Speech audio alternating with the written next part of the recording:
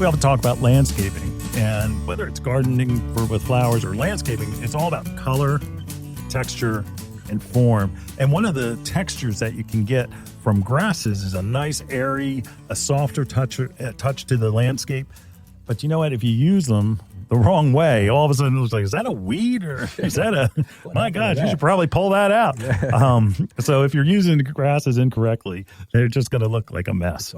So how do you do it? Like, how do you do it? One thing is make sure that the sizing's right. Like, you have to use your comparative size to the landscape that you have and what you're trying to do. I've talked the last few weeks about the deck that we built, and I need to landscape around it. And that where the sharp corners, like where the deck is square, using a large grass, some not large. Like, I mean, there's some pampas grass that get to be like 10 feet tall. They will not be in my yard. But some of the other smaller grasses that are probably about 3 foot, they're going to be there. And that you can plant them in groups. Instead of just planting one by itself, you plant them in a cluster of 3. And that will certainly make it look, and you don't want them too close because you don't want them to look like one plant. Like, you know how like when you plant like azaleas in front of the house and you plant a group of azaleas, they end up looking like one plant.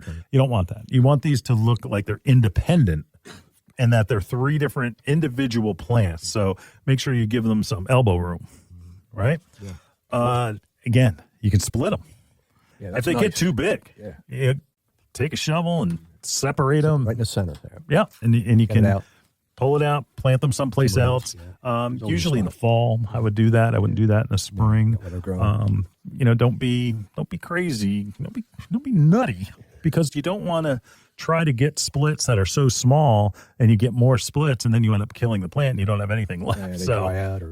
Just take it easy. Split them in half, and that's enough. Don't be trying to put them into quarters and like, I'm going to have a whole landscape. My whole yard's going to have them. They'll be all dead. And so you'll lose the one that you wanted. Soften hardscaping. I am going to say it right now. Go ahead. Okay. Mm-hmm. I like the ArmorTech pavers. Okay. I like ArmorTech pavers just simply because they don't have that same look that you get, like that concrete look that you get with some other pavers. But I'm still not a huge fan of pavers. I like the idea of having natural clay bricks and using them as a walkway. Call me nutty, call me crazy, but I just do. And I guess it's, my house is a colonial. I do have pavers in the front and I have brick in the back.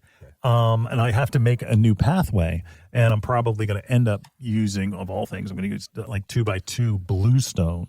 And that I'm not going to have brick or pavers. But the thing is that I really, it's how do I soften that up so that it doesn't look so stark? It's like you've got the straight angles of the deck, and you've got the straight angles of the bluestone, and I'm going to soften that up with some grasses. That's going to be nice. So again, it's a great area because it also makes it feel a little cooler, and it looks, and again, with that shade tree I talked about last week. And you have a pool too, so near that. Yep. You don't want to look at my pool.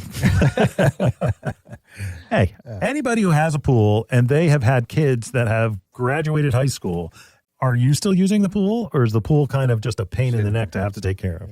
I would say the latter, but call the hotline. Let me know what I should do with my pool. Well, now that you have a grandson. That's true. He's a month old. Start him young. He's not going that's right. And as I get older, the pool, it could be the right temperature. Everybody thinks it's warm. I go in and it's like, oh my gosh, no, it's freezing. Not going to work. Anyway, grasses are another good thing around like a pool, like you're saying. Well, they don't attract bees. Yeah, they don't. With a lot of flowers, we get this all the time. What flowers don't attract bees? Yeah, which one is that one? None. There's some bee that likes it. Right.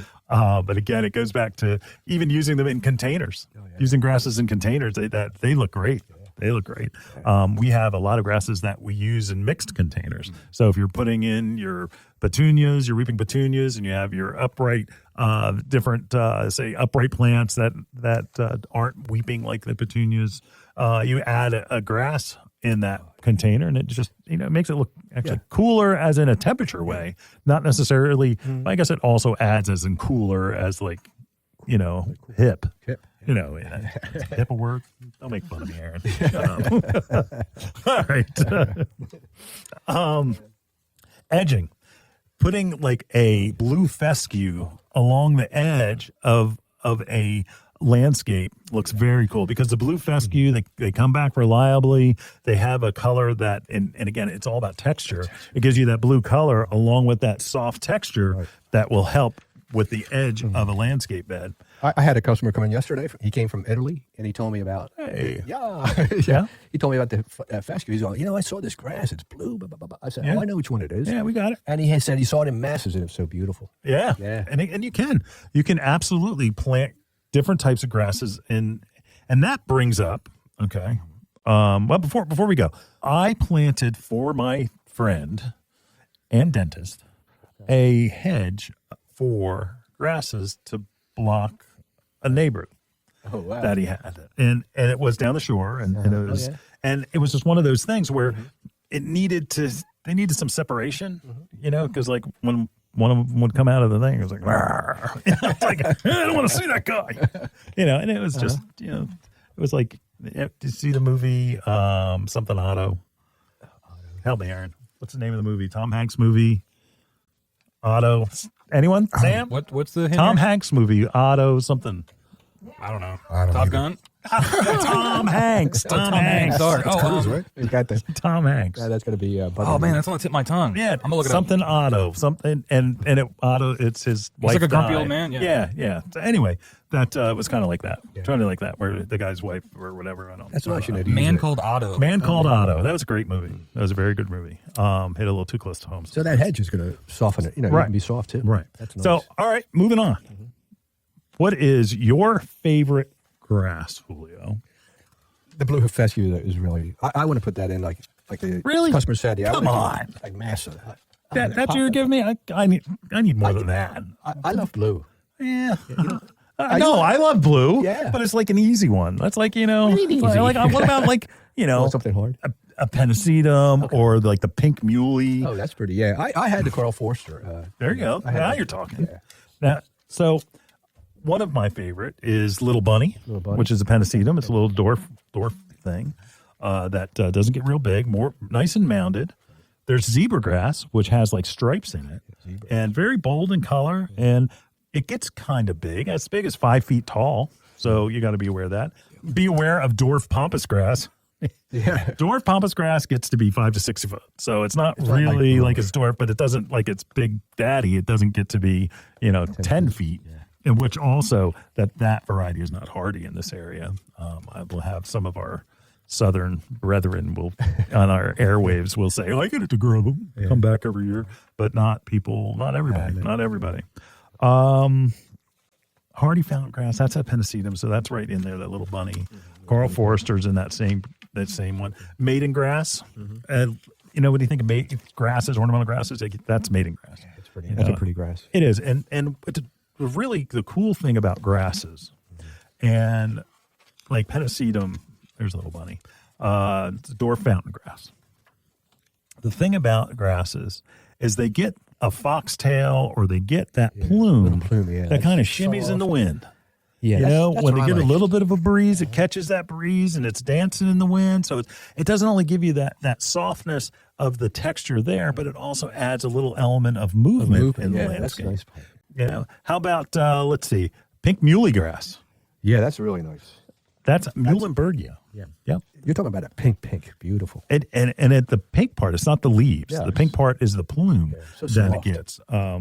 And it could be used. That's another. It looks like cotton candy sometimes. It does. It does look like pink cotton candy. Carly Rose. Oh, yeah. Carly Rose is another pennisetum that's right up there. Sounds like a celebrity. Carly Rose? Carly Rose, right? Hey, that sounds like, it's like, I named my daughter Carly Rose. Oh, that might be like Ava Rose. That's probably why she's a celebrity. That's what it is. Just an old man trying to talk about plants. But again, use grasses. Go to your local garden center. Ask them questions. Grasses are a great addition to the landscape. And even if you have a very formal landscape, adding a grass in will help soften those areas, and it can take full sun, and it can be out there in the heat, and it does really well. Yeah. Maintenance is minimal. You can't kill that. Yeah. And maintenance is minimal.